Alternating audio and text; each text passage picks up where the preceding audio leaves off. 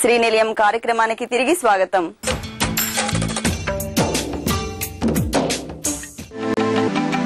అన్ని రంగాల్లో శరవేగంగా అభివృద్ది చెందుతున్న నగరాల్లో ఒకటిగా పేరొందిన విశాఖను సిటీ ఆఫ్ డెస్టినీగా పిలుచుకుంటారు. ఆహ్లాద వాతావరణం విశాఖ సొంతం. విశాఖలోని భూములకు ఇళ్లకు భారీగా రేట్లు పెరిగాయి. నగర శివారు ప్రాంతాల్లో రియల్ వ్యాపారం ఊపందుకుంది.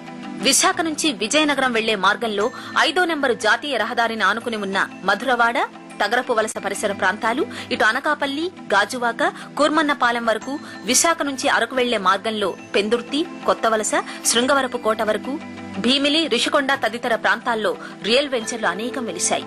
మధ్యతరగతి సంపన్న వర్గాల ప్రజలు, ప్రవాసాంధ్రులు సైతం విల్లాలు, అపార్ట్మెంట్లు ఎక్కువగా కొనుగోలు చేస్తున్నారు. విశాఖపట్నానికి ఎన్ని భూములు ఎన్ని స్లంపలు చూసినా విశాఖపట్నం ఎప్పుడు చెక్కు చెదరలేదండి. రోజువారీగా ఎప్పుడు నాకున్న అనుభవంలో నాకున్న అనుభవం 20 సంవత్సరాల నుంచి ఈ రంగంలో మేము ఉన్నాం. 18 సంవత్సరాల నుంచి ఓన్గా మేము బిజినెస్ చేస్తున్నాం. మేము ఎప్పుడు కూడా దీని గ్రోత్ డెవలప్మెంట్ ఎవరో చేసినా చేయకపోయినా దాని అంతటా అదే గ్రోత్ అవుతానే ఉంది విశాఖపట్నం.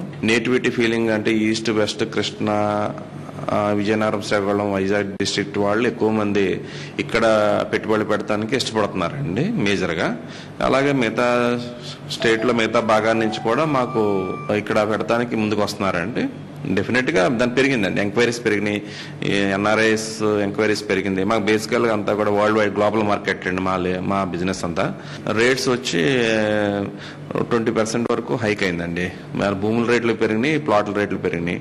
విశాఖపట్నాన్ని 20 కిలోమీటర్ పరిధిలో ఎక్కడా కూడా 10,000 తక్కువ అయితే ఎక్కడా లేదు. 20 కిలోమీటర్ దాటిన తర్వాత 4,000 నుంచి 6,000 రూపాయల దాకా ఉందండి. దాని తర్వాత ఇంకో 10 కిలోమీటర్ అవతల అయితే 2,500 నుంచి 4,000 దాకా ఉన్నాయండి. బాగుందండి, స్టేబుల్ గా మార్కెట్ అయితే ఉంది.